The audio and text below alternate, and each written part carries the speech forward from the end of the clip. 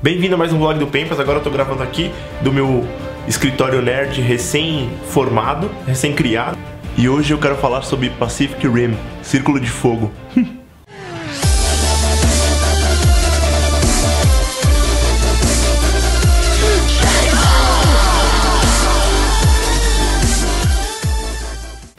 Pacific Rim, chamado no Brasil de Círculo de Fogo, é o mais novo filme do Guillermo del Toro. O diretor que já fez os filmes do Hellboy e um famosão aí, o Labirinto do Fauno, chega agora com esse blockbuster aí que estreou nos cinemas aqui há pouco tempo no Brasil. O filme mistura dois gêneros japoneses, dois gêneros de cinema japonês.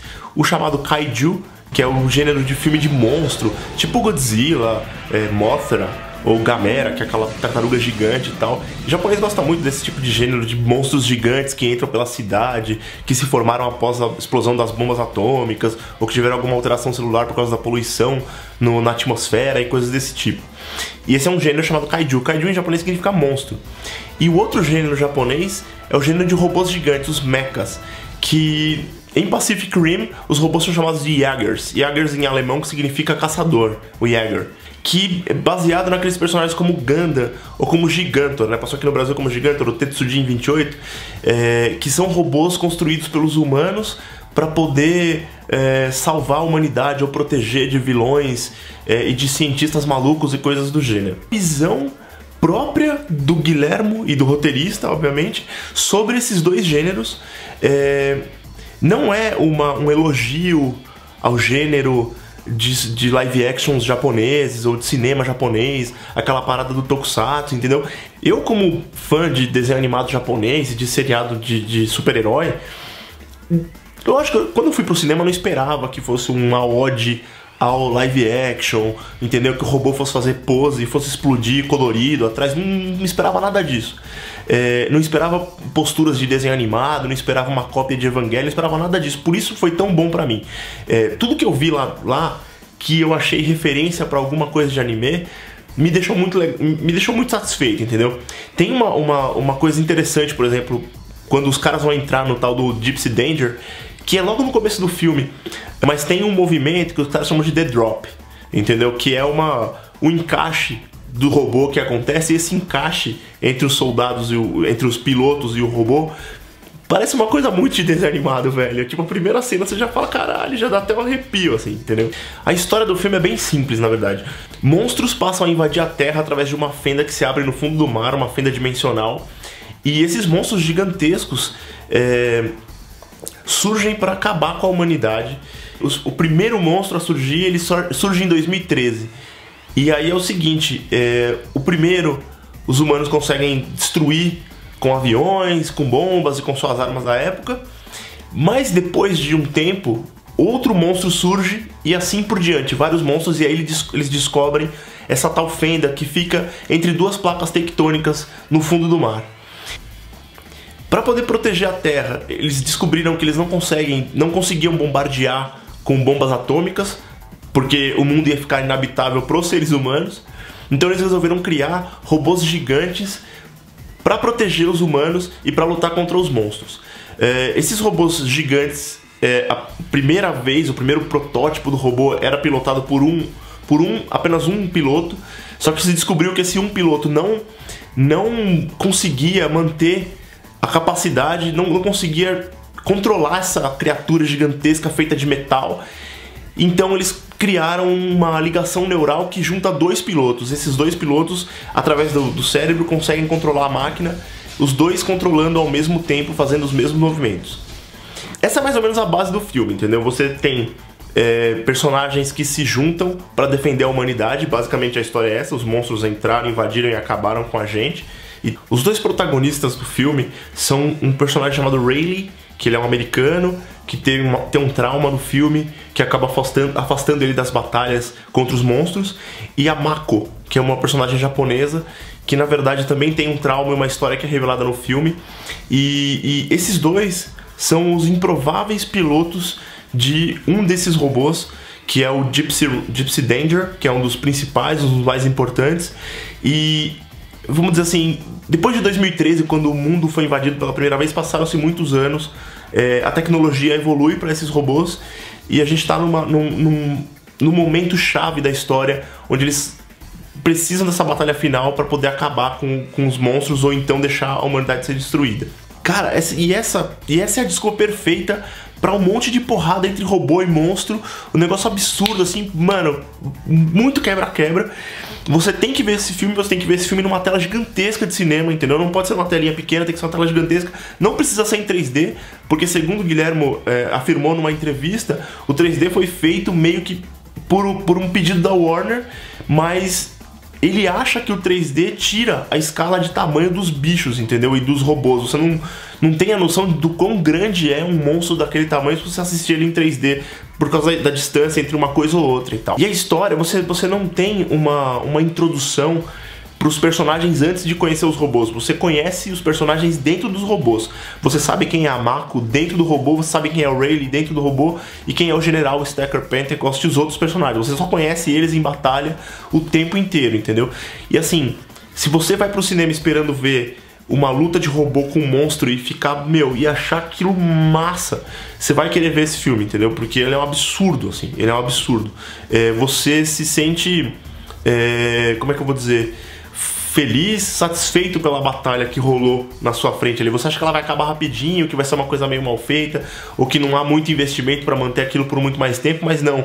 O que acontece na tela te satisfaz de uma certa maneira, entendeu? Você tem lutas de monstros em todos os ambientes, você tem uma luta no mar, você tem uma luta numa cidade chinesa, você tem uma luta no espaço, você tem uma luta no fundo do mar, entendeu? E você tem e aparecem vários robôs de vários gêneros diferentes. Apesar de você ter os protagonistas que são os principais, lá os que aparecem de fato, que vão botar a mão na massa, você tem uma série de outros robôs que aparecem, por exemplo, um robô antigo do Peru, um robô antigo que nos Estados Unidos, um robô do russo que tá enterrado, ou que acabou. Realmente, quando eles mostram o que aconteceu com os robôs, eles filmam esses robôs e eles são diferentes, são várias séries diferentes, entendeu? Os caras criaram uma coisa genial, cara, eles criaram uma franquia nova, entendeu? Uma coisa que o Del Toro deixou claro numas entrevistas que ele deu foi que ele teve muita influência desses seriados do Ultraman, do Godzilla, quando ele era criança. Quando ele tinha 11 anos, ele morava no México. Falando com repórteres brasileiros, ele disse que as mesmas influências que ele teve quando ele era criança, a gente também teve. Ele falou assim, as produções que chegavam no Brasil ou que chegavam no México, elas iam automaticamente de um lugar para o outro. Então ele teve esse acesso, ele assistiu essas coisas. Mas no filme ele juntou uma equipe de designers para criar os robôs e na verdade ele pediu para os caras, olha, vocês querem se basear em robôs famosos, dos desenhos animados, dos filmes e tal, tudo bem, ok, podem se basear.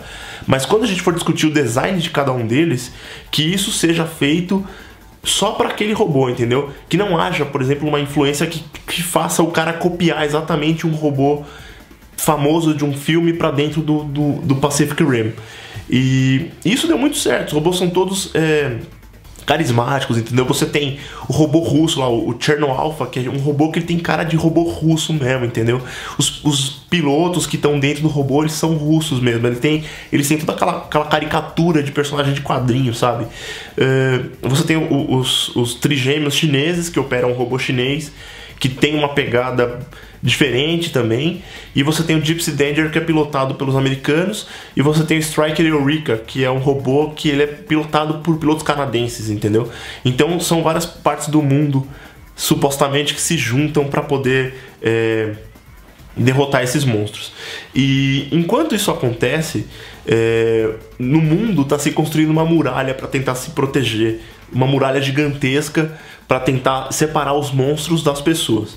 E isso me lembrou muito um desenho novo que tá passando aí, que é o Shingeki no Kyojin, chamado de Attack on Titan, que tá bem famoso e tal. Que, cara, eu não sei, assim, não sei se isso foi uma influência direta, mas parece muito, assim, sabe? É muito bacana ver que tem esse tipo de coisa. Guillermo Del Toro deu uma entrevista com uma TV japonesa, onde ele fala que alguns dos robôs que foram criados pro filme, na verdade saíram de influência de um Gundam e de um Zaku, né? O Zaku é tipo o robô rival do Gundam, vamos dizer assim, das duas fronteiras diferentes, dois inimigos e tal. Tem uma coisa que me deixou muito feliz, que é o fato dos personagens ou entenderem japonês ou falarem japonês, por conta da Rinko Kikuchi, que é a personagem, a atriz que faz a Mako Mori. Ela fala inglês mas ela usa muito japonês no filme e faz sentido quando ela usa, entendeu? Tipo, ela tá falando japonês e é engraçado, assim, sabe? E os personagens americanos, eles respondem em inglês ou eles retrucam em inglês. Então ela... Pô, peraí, ela tá numa comunidade internacional onde as pessoas também falam o idioma. Eu, como estudante de língua japonesa, eu achei massa, assim, achei muito legal. O Pacific Rim já recebeu o ok, né? O Círculo de Fogo vai ganhar uma continuação mesmo. O Guilherme Del Toro deve dirigir o próximo também. Então, fica uma questão de, pô, como vai ser o próximo, entendeu? Será que ele vai ser uma continuação direta? Será que ele vai ser um filme anterior?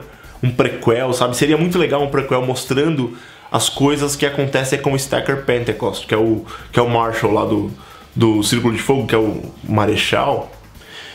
Porque, cara, ele tem muitos segredos, os segredos não aparecem todos no filme, entendeu? Então, por quê? Por que ele tá naquela posição? Por que ele tá naquele cargo? Isso renderia um filme inteiro, sabe? Com robôs e com batalhas, mas de repente na nossa época, em 2013, 2014, entendeu? Porque nesse filme eles já estão no futuro, sei lá, 30 anos no futuro e tal. Tem uma coisa interessante, que o design dos monstros, eles são todos feitos em computação gráfica baseados em animais que existem na natureza. Então tem o tubarão-martelo, tem um que parece um macaco, tem um que parece uma ave, entendeu? E assim vai. Quando o Guilherme pediu para esses monstros serem criados, ele deu uma ordem para os designers que foi o seguinte: eu quero que os monstros tenham aparência como se uma pessoa estivesse dentro delas, entendeu? Que é pra dar aquela elogiada de verdade no gênero do Godzilla, entendeu? Então, você perceber no filme, todos os monstros eles são bípedes, entendeu? Tem um ou outro que ainda é mais monstro, assim, sabe? Mas no geral, todos eles se levantam e ficam em duas pernas. E eu espero que vocês tenham gostado do vlog do Pempas sobre Pacific Rim. E assim, esse campo de comentário tá aí, querem discutir sobre o filme, discutam, vamos falar sobre isso, porque eu achei o filme foda. Eu vou assistir de novo, eu tô louco pra comprar um bonequinho, camiseta, chaveiro, qualquer coisa do tipo. Eu pirei e vou ver de novo, entendeu? E assim, tem cópias do filme que estão sendo exibidas em japonês em alguns lugares, não sei se do Brasil ou de São Paulo, não sei direito, é melhor vocês procurarem por aí. Então quem gosta do gênero e quer ver o negócio em japonês, tem ele inteiro em japonês também. E é isso aí. Espero que vocês tenham gostado e até a próxima. Tchau!